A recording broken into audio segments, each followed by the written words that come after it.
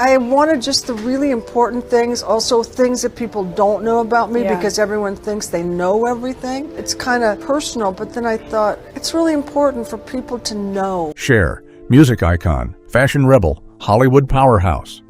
At 80, she's still turning heads.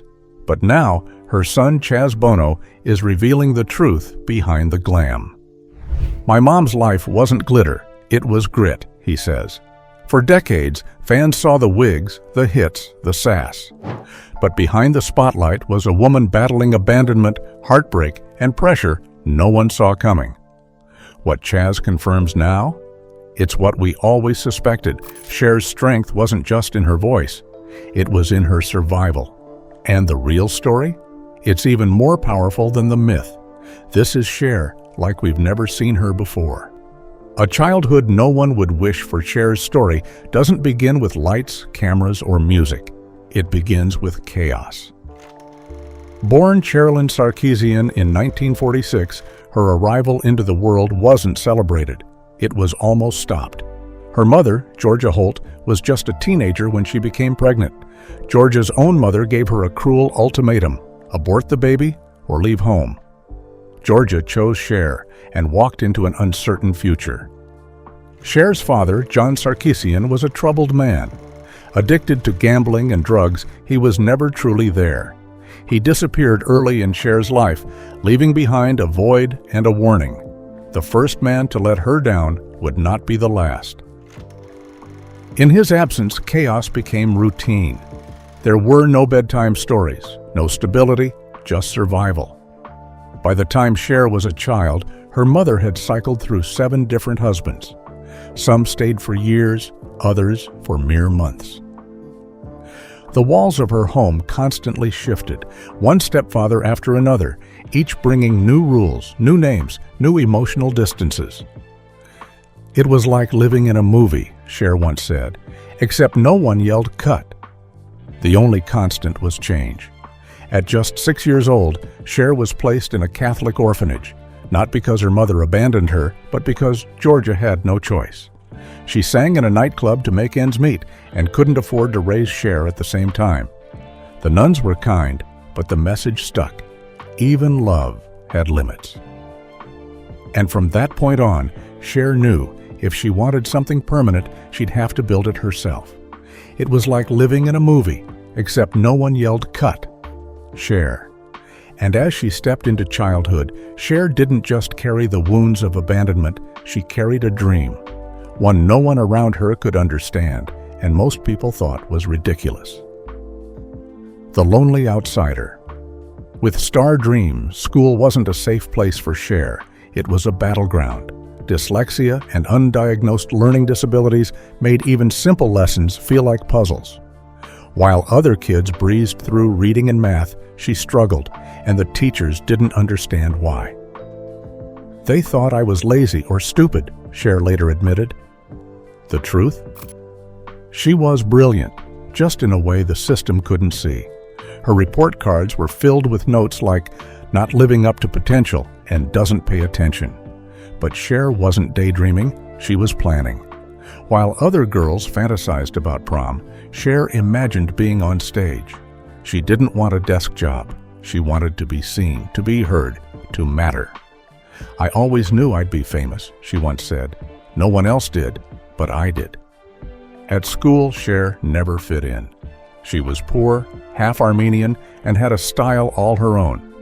Kids teased her for her deep voice and rubber band shoes, makeshift footwear when money was too tight. But none of it stopped her. She studied movie stars. She mimicked their walk, their voice, their confidence. If reality was ugly, then fantasy was her escape. And eventually, her plan.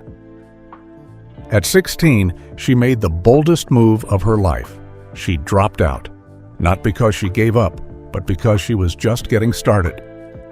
I left to find my destiny, she said. She didn't have a diploma, but she had determination. And she headed straight for Los Angeles, with nothing but a suitcase, some dreams, and a belief that the world hadn't seen anything like her yet. I always knew I'd be famous.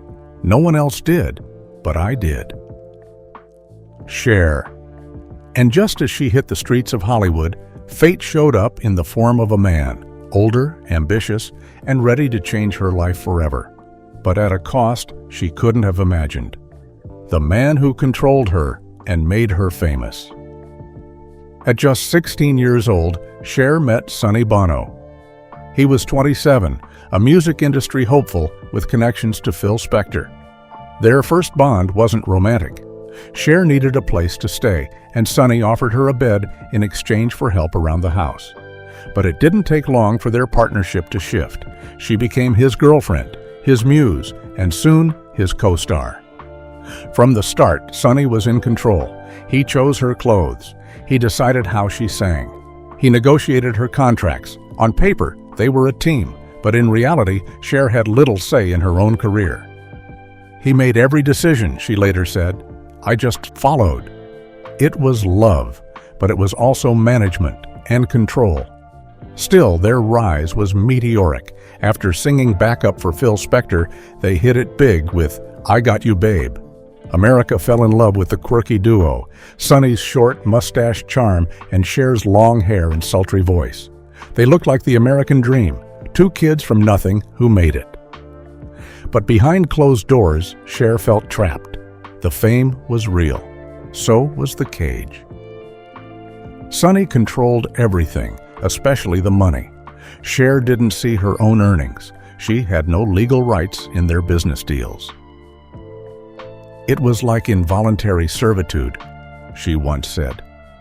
The girl who had survived poverty and abandonment now found herself in a different kind of prison, this one gilded with TV lights and gold records. And the world had no idea. It was like involuntary servitude. Cher. But the spotlight doesn't protect you from collapse.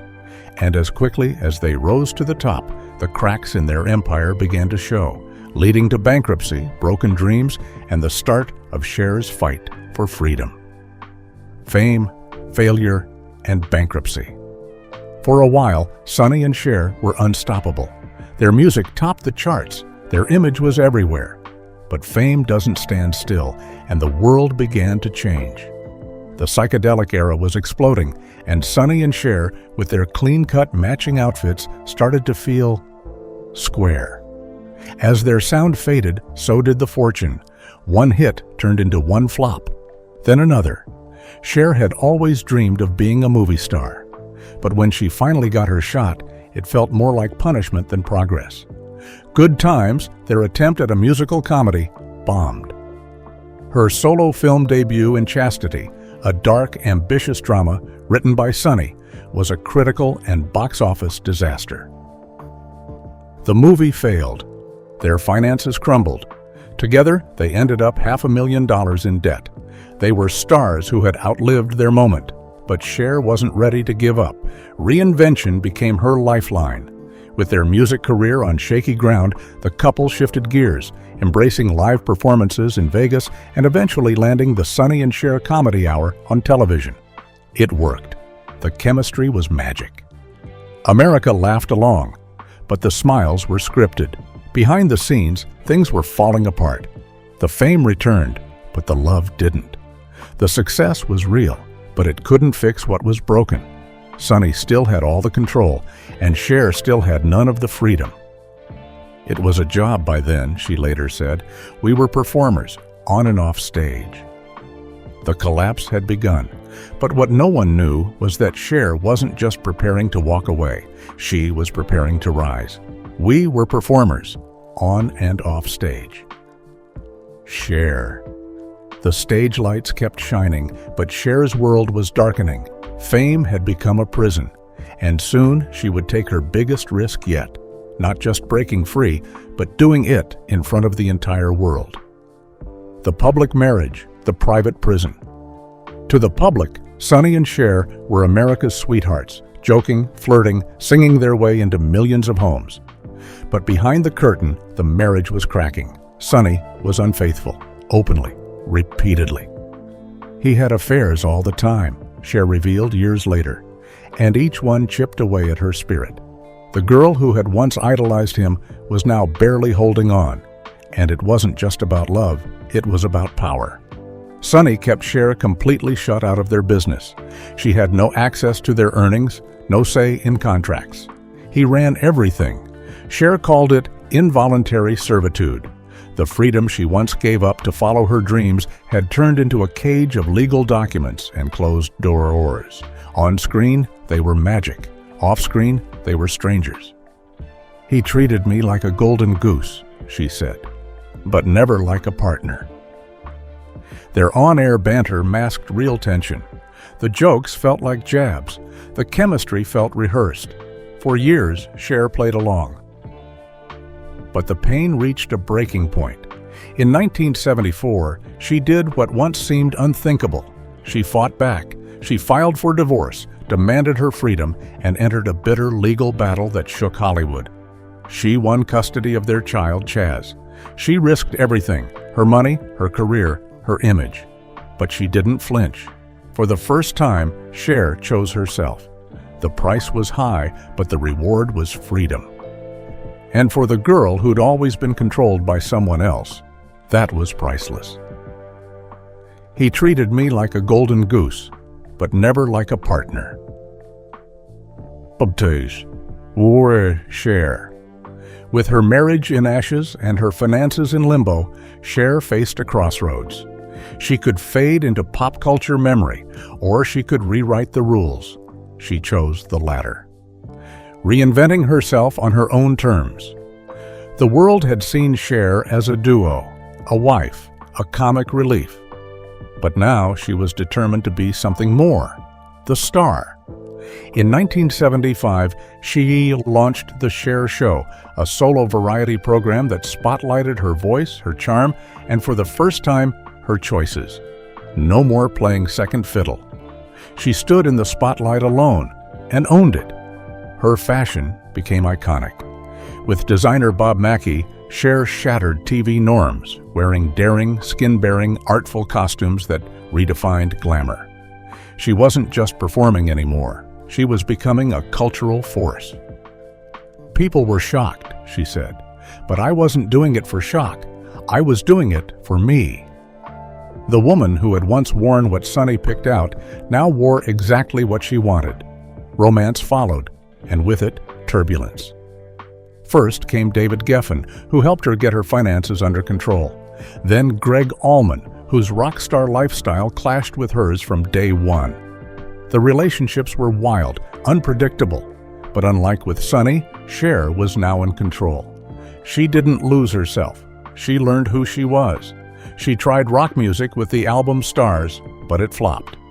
Critics panned it, sales bombed, but instead of folding, Cher kept going. That album would later be called a hidden masterpiece. For her, it was another lesson. Failure doesn't define you.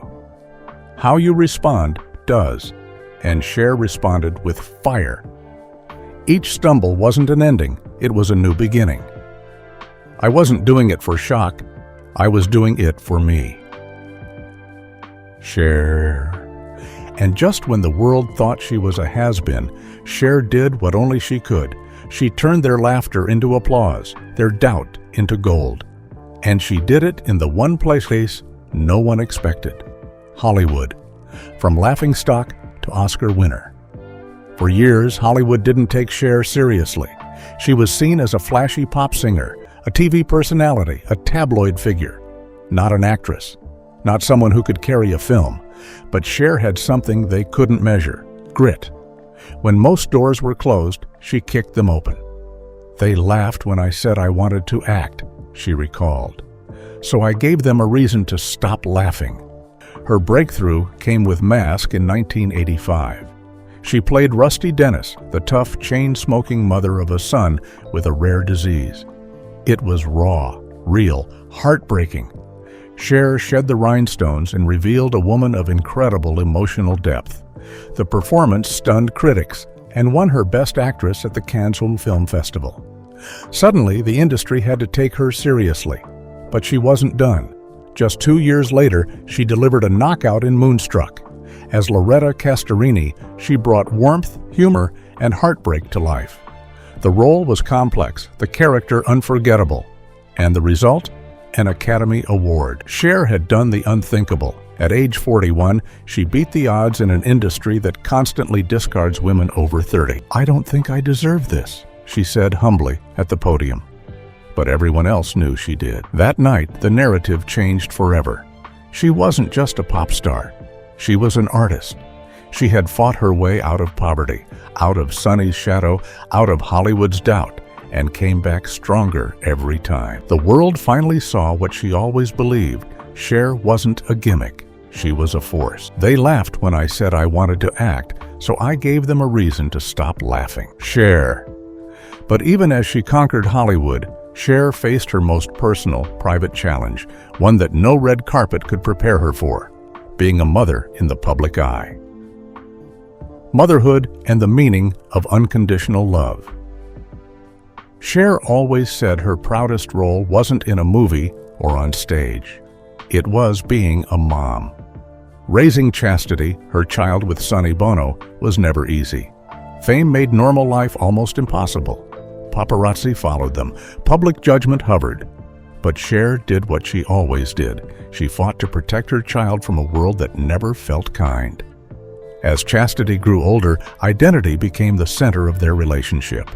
First, Chastity came out as a lesbian, then, years later, as a transgender man, Chaz Bono. The announcement stunned the public. For Cher, it was a journey she didn't fully understand at first. "I struggled," she admitted. "I had to let go of the daughter I knew, but I never stopped loving my child." Cher didn't pretend to have all the answers. She didn't instantly embrace everything. But what she did do, unlike so many others, was learn. She asked questions, she cried, she adapted, and she showed the world that real love doesn't mean instant understanding. It means showing up even when it's hard. Chaz later said, "My mom didn't just accept me, she fought for me." Over the years, Cher has become one of the most visible and powerful LGBTQ+ allies in the world. Not because it's trendy, not for headlines, but because she lived it, she grew through it, and she loved through it.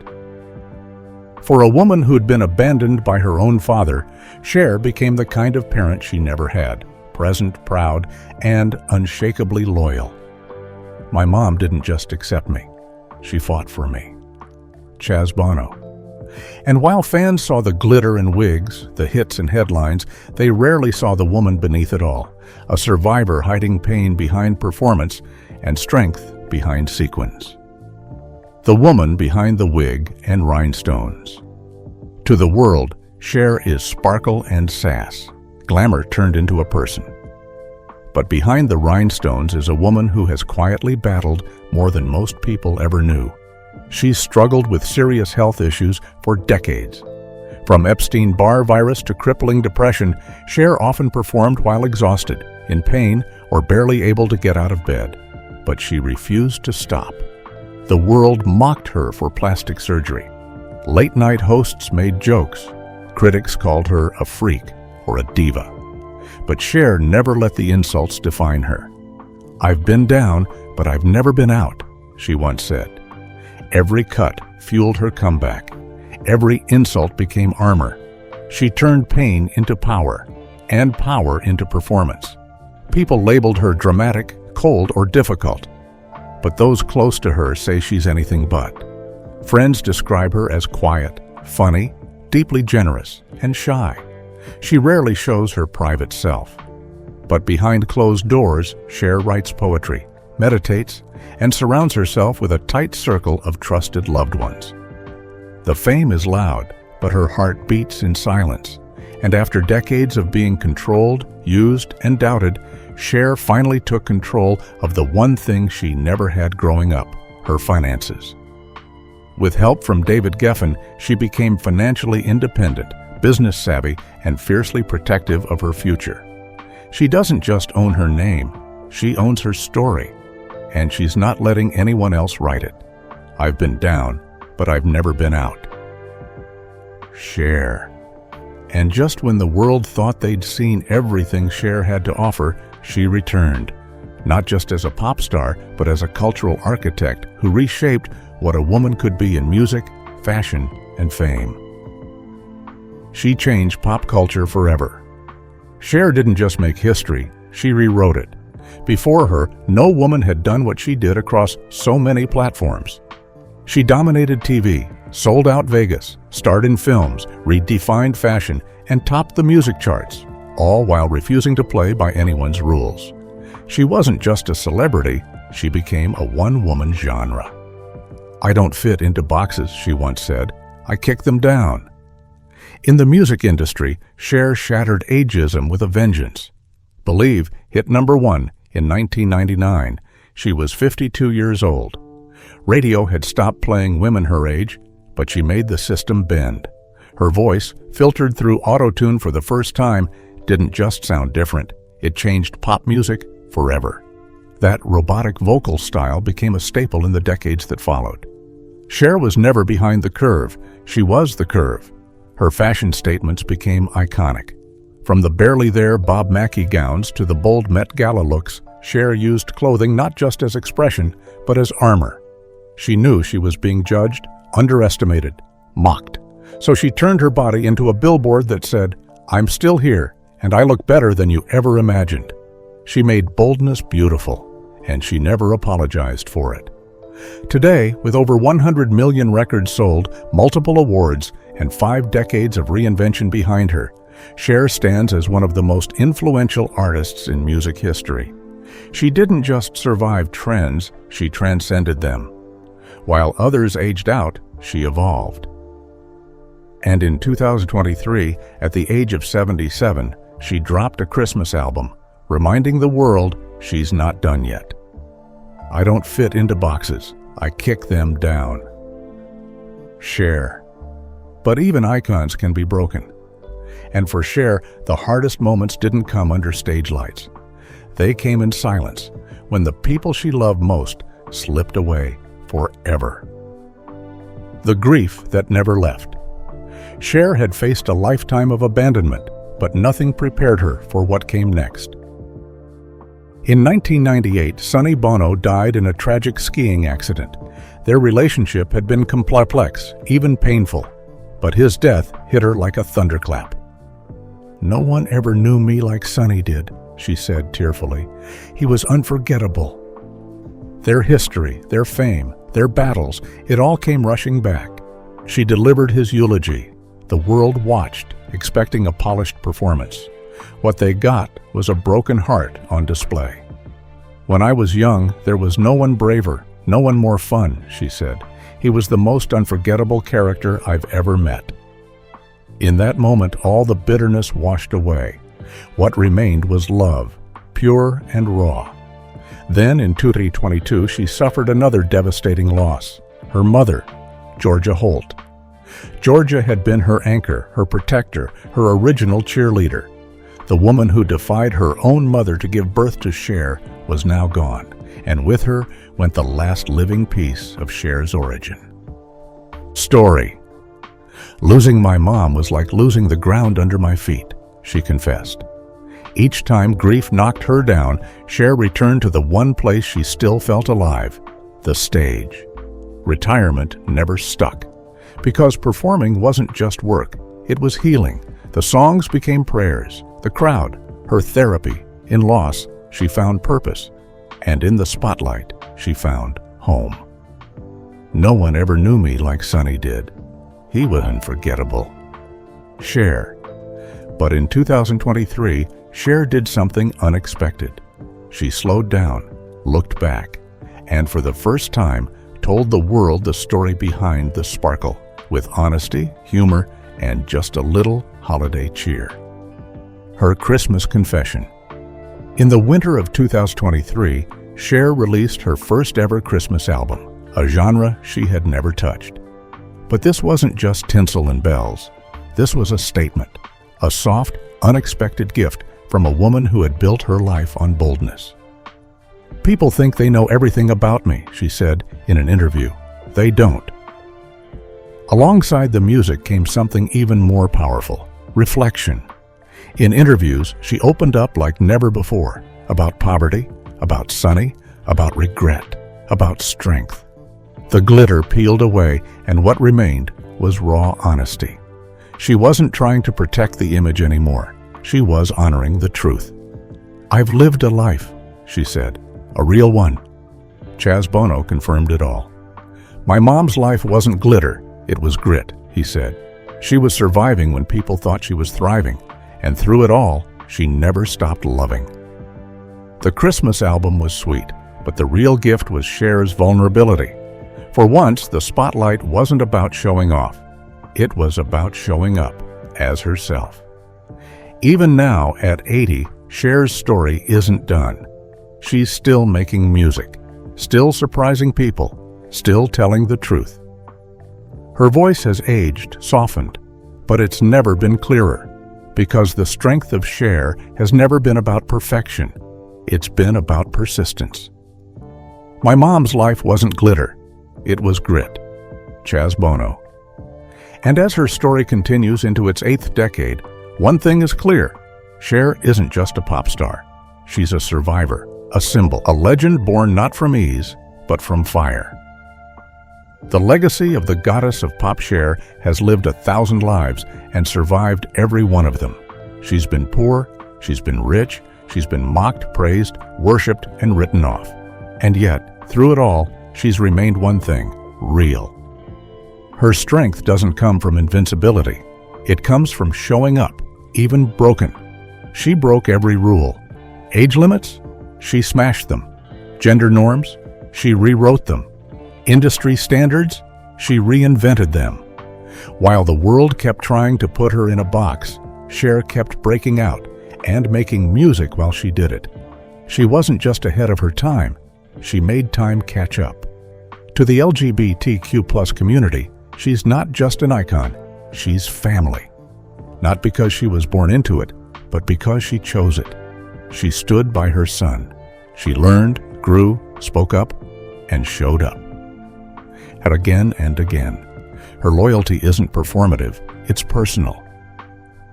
And now, at 80, Cher stands not just as a pop culture queen, but as proof that truth matters more than image, that reinvention is possible, that survival can be beautiful. Her life wasn't always pretty, but it was always powerful. And her legacy? It's not written in glitter, it's carved in stone. Her life wasn't always pretty, but it was always powerful. Narration. She defied time, rules, and every expectation Hollywood threw her way. But behind the sequins and sass was a mother, a fighter, a woman who never stopped evolving. At 80, Cher's not just a legend, she's living proof that resilience has no expiration date. And now, with Chaz by her side, the world finally sees the truth behind the icon. She didn't just sing through the decades, she survived them.